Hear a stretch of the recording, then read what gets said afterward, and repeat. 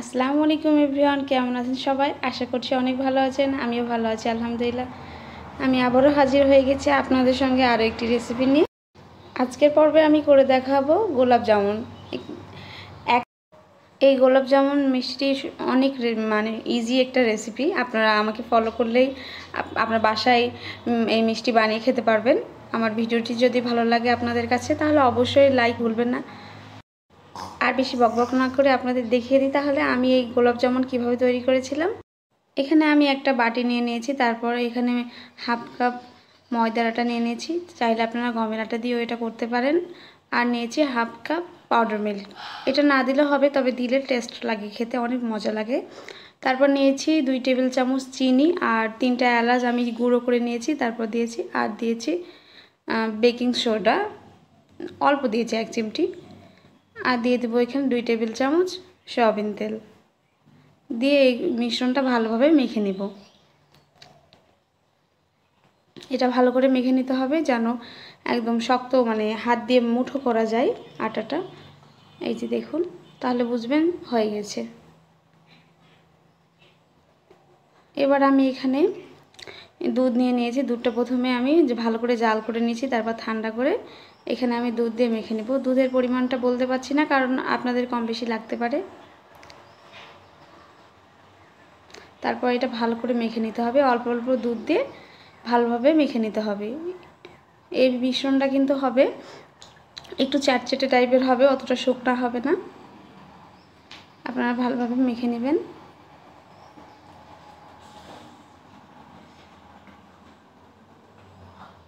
আপনারা দেখে নিশ্চয়ই বুঝতে পারছেন কিভাবে মাখতে হবে। তারপর আমি এটাকে 10 মিনিট রেস্টে রেখে দেব।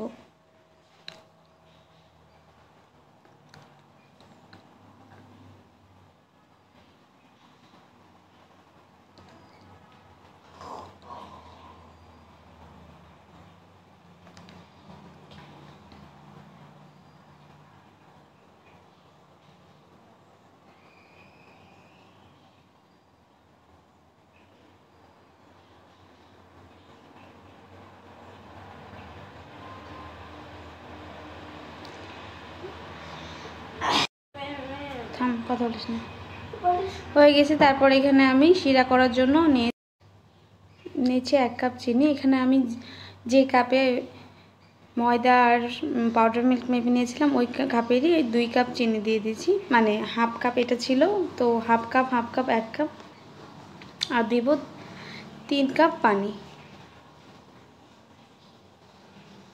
এই শিরাটা কিন্তু অতটা চ্যাটচ্যাটে হবে না, আবার পাতলাও হবে না, হাত দিয়ে যেন একটু তেলের মতো মনে হয়। এটা একটা বলক ওঠা পর্যন্ত অপেক্ষা করব।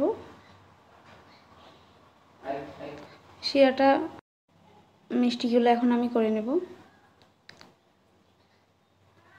আবার আমি একটু মেখে নিয়েছি, তারপর এখন মিষ্টির শেপ দিয়ে দেব।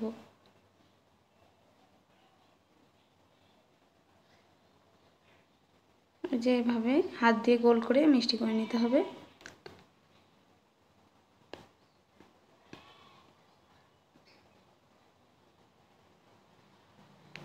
চুলায় আমি একটা পাত্র বসিয়ে দিয়েছি, তারপর এখানে আমি তেলে দিয়ে দেবো মিষ্টিগুলো। তেলটা কিন্তু অতটা গরম থাকবে না, হালকা গরম তেলে ভালোভাবে মিষ্টিগুলো ভেজে নিতে হবে সময় নিয়ে।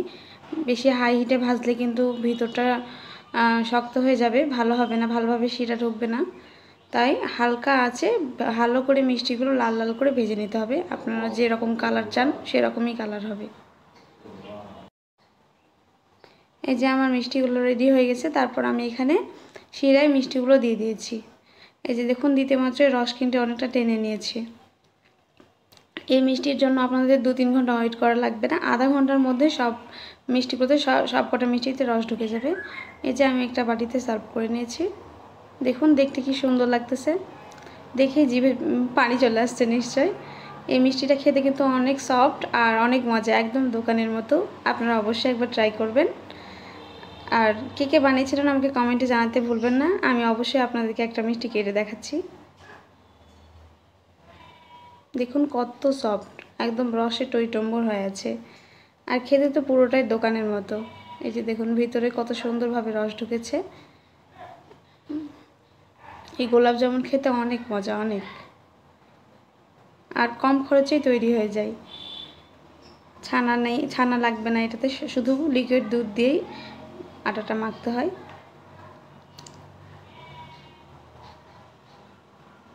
এই যে আমি আপনাদেরকে এখন একটা কেটে দেখাবো।